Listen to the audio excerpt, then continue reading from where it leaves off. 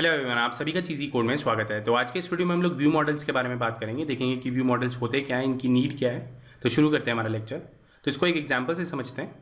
तो ये मैंने एक सिंपल ऐप बनाई है जिसमें मैंने ये एक बटन डिफाइन किया है और यहाँ पे मेरे पास एक टेक्स्ट व्यू है। जैसे ही मैं इस बटन पर क्लिक करूँगा तो यहाँ पे आप देख सकते हैं हमारा काउंटर जो है वो इंक्रीमेंट हो रहा है। तो इस तरीके से ये मैंने एक ऐप बनाई है सिंपल सी। तो एक बार इसका कोड देखते हैं कि लिखा क्या है। तो ये मेरी लेआउट फाइल है जिसके अंदर मैंने एक टेक्स्ट व्यू डिफाइन किया है जिसको मैंने ID दिया काउंटर, और उसके नीचे यहाँ पे मैंने एक बटन डिफाइन किया है। बटन पे मैंने एक ऑन क्लिक लगाया इंक्रीमेंट नाम का। अब ये जो हमारा इंक्रीमेंट वाला फंक्शन है ये मैंने अपनी मेन एक्टिविटी में डिफाइन किया है।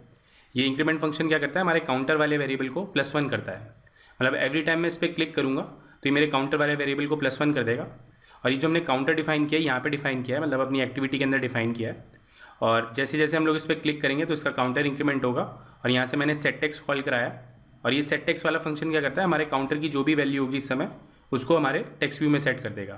तो इस तरीके से ये हमारा कोड काम कर रहा है। तो वापस एमुलेटर पे चलते हैं। तो यहाँ पे आप देख सकते हैं अभी जो करंट वैल्यू है हमारे काउंटर की वो 11 है। अगर मैं इस पर 2-3 बार और क्लिक कर देता हूँ तो इसकी वैल्यू अभी 15 है। तो अब अगर मैं इस ऐप को रोटेट कर देता हूँ यहाँ से, तो यहाँ पे आप देखेंगे इसकी वैल्यू जो है वो 0 हो जाएगी। अब मैं यहाँ पे दोबारा से इंक्रीमेंट करूँगा और इसको दोबारा से रोटेट करते हैं। तो यहाँ पे आप देखेंगे दोबारा से ये 0 हो जाएगी, मतलब 9 थी हमारी वैल्यू वो 0 हो चुकी है। तो ऐसा क्यों हो रहा है? तो सिंपल सा कॉन्सेप्ट है, जब भी हमारा कोई कॉन्फ़िगरेशन चेंज होता है तो एंड्रॉयड हमारी एक्टिविटी को रिक्रिएट करता है। मतलब जो हमारा एक्टिविटी वाला इंस्टेंस होता है उसको वो रिक्रिएट करता है। अब हमने अपने एक्टिविटी वाले इंस्टेंस के अंदर एक काउंटर नाम का वेरिएबल डिफाइन किया जिसको मैंने 0 से इनिशियलाइज़ किया है।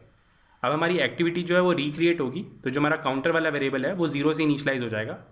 इसलिए जो हमारे काउंटर की वैल्यू है वो 0 दिखा रहा है यहाँ पे। तो अगर इसे सिंपल शब्दों में बताऊँ तो जब भी हमारा कोई कॉन्फ़िगरेशन चेंज होता है, जैसे कि हमारा स्क्रीन रोटेशन हो गया या हमारा कीबोर्ड हाइड हो रहा है, तो ये हमारा कॉन्फ़िगरेशन चेंज होता है। तो इस कॉन्फ़िगरेशन चेंज पे एंड्रॉयड जो है वो हमारी एक्टिविटी को रिक्रिएट करता है। अब वो रिक्रिएट करेगा, मतलब हमारा जो इंस्टेंस है वो दोबारा से क्रिएट होगा। तो जो भी हमारे इंस्टेंस वेरिएबल्स होंगे उनकी जो डिफ़ॉल्ट वैल्यू है वो सेट हो जाएगी उसके अंदर। तो मैं चाहता हूँ जो हमारी काउंटर वाली वैल्यू है वो रिटेन रहे। जब भी मैं कोई ओरिएंटेशन चेंज करूँ या कोई कॉन्फ़िगरेशन चेंज करूँ तो हमारी जो वैल्यू है वो रिटेन रहे। तो देखते हैं वो कैसे सॉल्व करेंगे। तो इसी प्रॉब्लम को सॉल्व करने के लिए हमारे पास व्यू मॉडल का कॉन्सेप्ट है। तो देखते हैं व्यू मॉडल क्या होते हैं। तो जिस तरीके से हमारी मॉडल क्लासेस काम करती हैं हमारे डेटा को रखने के लिए और उससे रिलेटेड जो भी लॉजिक है उसको रखने के लिए, सेम उसी कॉन्सेप्ट को हम यहाँ पे अप्लाई करेंगे। हम अपने व्यू के लिए एक मॉडल बनाएंगे। मतलब हमारे व्यू के लिए, मतलब एक पर्टिकुलर स्क्रीन के लिए जितना भी हमारे को डेटा चाहिए होगा वो हम एक मॉडल के अंदर स्टोर करेंगे। और उस मॉडल के अंदर हम स्क्रीन स्पेसिफिक डेटा ही रखेंगे। मतलब वो जो हमारा मॉडल होगा वो स्पेसिफिक व्यू के लिए होगा। तो ये जो हमारी मॉडल की क्लास होती है इसको हम लोग व्यू मॉडल कहते हैं। तो सिंपल कॉन्सेप्ट है, व्यू मॉडल क्या होता है, एक ऐसा मॉडल जो आपके UI स्पेसिफिक डेटा को होल्ड करेगा। अगर आपको कोई फॉर्मेटिंग लॉजिक लिखना है या कोई और लॉजिक लिखना है जो आप उस डेटा पे ऑपरेट करना चाहते हो तो आप उस व्यू मॉडल के अंदर लिखोगे। तो व्यू का काम क्या होगा, उस डेटा को शो करने का, और व्यू मॉडल क्या करेगा, आपके डेटा को होल्ड करेगा। तो उसके साथ साथ व्यू मॉडल की एक खास बात यह है कि ये लाइफ साइकिल अवेयर होता है। तो व्यू मॉडल हमारा तब तक मेमोरी में रहता है जब तक हमारी एक्टिविटी जो है वो पूरी तरीके से डिस्ट्रॉय नहीं हो जाती। तो पूरी तरीके से डिस्ट्रॉय होने का मतलब ये है कि अगर कॉन्फ़िगरेशन चेंज हो रहा है, मतलब हमारी एक्टिविटी दोबारा क्रिएट हो जा रही है, तब तक वो हमारा व्यू मॉडल मेमोरी में ही रहेगा। तो जब हमारी एक्चुअली में एक्टिविटी डिस्ट्रॉय होती है तभी हमारा व्यू मॉडल डिस्ट्रॉय होता है। अगर हमारे कॉन्फ़िगरेशन चेंजेस की वजह से हमारी एक्टिविटी रिक्रिएट हो रही है तो हमारा व्यू मॉडल जो है वो रिटेन रहेगा, मतलब उसका जो इंस्टेंस है हमारी मेमोरी में ही रहेगा। तो एक बार इसको डायग्राम से भी समझते हैं। तो यहाँ पे आप इसकी लाइफ साइकिल देख सकते हैं। जैसे हमारी एक्टिविटी क्रिएट हो रही है, मतलब हमारी एक्टिविटी का ऑन क्रिएट कॉल हो रहा है, तो हमारा एक व्यू मॉडल का इंस्टेंस बन जाता है। और ये जो हमारा व्यू मॉडल का इंस्टेंस है वो तब तक मेमोरी में रहता है जब तक हमारी एक्टिविटी जो है वो कम्प्लीटली डिस्ट्रॉय नहीं होती। मतलब यहाँ पे आप देख सकते हैं कॉन्फ़िगरेशन चेंज हुआ है, हमारी एक्टिविटी जो है वो रोटेट हुई है, उसकी वजह से भी ऑन डिस्ट्रॉय कॉल हुआ है, बट ये जो हमारा व्यू मॉडल है वो हमारा मेमोरी में ही रहा। तो जो भी हम डेटा इसके अंदर स्टोर करेंगे वो हमारा रिटेन्ड रहेगा। अगर एक्टिविटी बीच में डिस्ट्रॉय होती भी है, मतलब किसी कॉन्फ़िगरेशन चेंज के कारण हमारी एक्टिविटी डिस्ट्रॉय हो जाती है, तब भी हमारा व्यू मॉडल जो है वो रिटेन्ड ही रहेगा। तो जब भी हमें व्यू के स्पेसिफिक कोई डेटा स्टोर करना होगा तो हम अपने व्यू मॉडल के अंदर करेंगे, क्योंकि हमारा जो व्यू मॉडल है वो हमारे कॉन्फ़िगरेशन चेंजेस को झेल लेता है।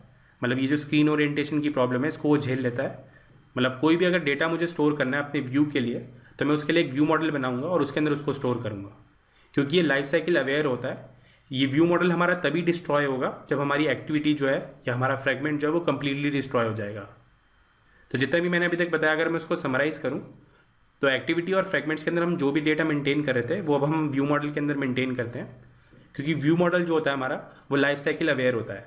वो जब भी डिस्ट्रॉय होगा जब हमारी एक्टिविटी या फ्रेगमेंट कम्प्लीटली डिस्ट्रॉय हो जाएंगे। तो इस व्यू मॉडल को इंटीग्रेट करते हैं, तो इसके लिए हमें एक डिपेंडेंसी ऐड करनी पड़ेगी। तो यहाँ पे मैं इसकी डिपेंडेंसी ओपन कर लेता हूँ, तो इसको मैं यहाँ से कॉपी कर लेता हूँ और अपनी build.gradle फाइल खोलते हैं यहाँ पे। तो यहाँ पे मैं इसको पेस्ट कर देता हूँ और इसको सिंक कर लेते हैं। तो ये हमारा सिंक हो चुका है। अब इसके अंदर एक फ़ाइल ऐड करते हैं जो कि हमारा व्यू मॉडल होगा। ऐसे मैं नाम दूंगा मेन व्यू मॉडल और इसको मैं एक्सटेंड करूँगा यहाँ पे व्यू मॉडल से। तो इस तरीके से हम लोग एक व्यू मॉडल बनाते हैं। तो यहाँ से मैं कुछ कोड कट कर लेता हूँ। तो ये जो हमारा काउंटर वाला वेरिएबल था, इसको मैं यहाँ ना मेंटेन करके अपने व्यू मॉडल के अंदर मेंटेन करूँगा। सिमिलरली जो हमारा इंक्रीमेंट वाला फंक्शन था, इसको भी हम लोग मूव कर देंगे और इस सेट टेक्स्ट को मैं यहाँ से रिमूव कर देता हूँ। उसके साथ साथ ये जो हमारा व्यू वाला रेफरेंस है, इसको भी रिमूव कर देते हैं। तो यहाँ पे एक इंपॉर्टेंट नोट है, तो जो भी हमारी मॉडल क्लासेस होती हैं वो इंडिपेंडेंट होती हैं हमारे व्यूज़ से। मतलब वो हमारे सिर्फ डेटा रखने के लिए यूज़ होती हैं। उनको मतलब नहीं है कि आप किस तरीके से इस डेटा को यूज़ कर रहे हो, किस तरीके से आप इस डेटा को रिप्रेजेंट कर रहे हो। तो मेक श्योर करें कि इसके अंदर सिर्फ डेटा ही रखें, किसी पर्टिकुलर व्यू का रेफरेंस होल्ड ना करें, क्योंकि उसके थ्रू आप मेमोरी लीक इंट्रोड्यूस करेंगे। तो व्यू मॉडल बेसिकली हमारा एक मॉडल ही है, मतलब उसका व्यू से कोई लेना देना नहीं है। तो आप इसके अंदर व्यूज़ के कोई रेफरेंसेस होल्ड ना करें, उसकी वजह से मेमोरी लीक के जो चांसेस हैं वो बढ़ जाते हैं। तो ये जो हमारी इंपोर्ट वाली स्टेटमेंट है, इसको भी रिमूव कर देते हैं। तो ये हमारा सिंपल व्यू मॉडल रेडी हो चुका है। तो वापस अपनी मेन एक्टिविटी पे चलते हैं और कुछ चेंजेस करते हैं वहाँ पे। तो यहाँ पे मैं इस व्यू मॉडल का ऑब्जेक्ट बनाता हूँ, let init var main view model. तो इस तरीके से हम लोग इसका ऑब्जेक्ट बनाते हैं, मेन व्यू मॉडल। और यहाँ पे हम लोग एक क्लास का यूज़ करेंगे जिसका नाम है व्यू मॉडल प्रोवाइडर। तो इस क्लास का यूज़ करेंगे हम लोग व्यू मॉडल प्रोवाइडर। आप नाम से ही समझ सकते हैं कि हमें व्यू मॉडल प्रोवाइड करती है। तो इसका हम लोग यूज़ करेंगे और यहाँ पे हम लोग पास करेंगे दिस, जो हमारा ओनर है। अब मैंने बताया था कि जो हमारा व्यू मॉडल होता है वो लाइफ साइकिल अवेयर होता है। तो यहाँ पे हम उसको लाइफ साइकिल पास कर रहे हैं कि भैया इस मेन एक्टिविटी की लाइफ साइकिल को आपको देखना है। तो जो हमारा व्यू मॉडल है वो हमारी इस एक्टिविटी की लाइफ साइकिल को देखेगा। जब ये हमारी एक्टिविटी कंप्लीटली डिस्ट्रॉय हो जाएगी तभी हमारा व्यू मॉडल डिस्ट्रॉय होगा। और यहाँ पे मैं कॉल करूँगा गेट और यहाँ पे हम अपनी क्लास का नाम पास करेंगे जो भी हमारे व्यू मॉडल की क्लास है। तो यहाँ पे मैं पास करता हूँ मेन व्यू मॉडल :class.java। तो इस तरीके से हम लोग अपना व्यू मॉडल का ऑब्जेक्ट बनाते हैं।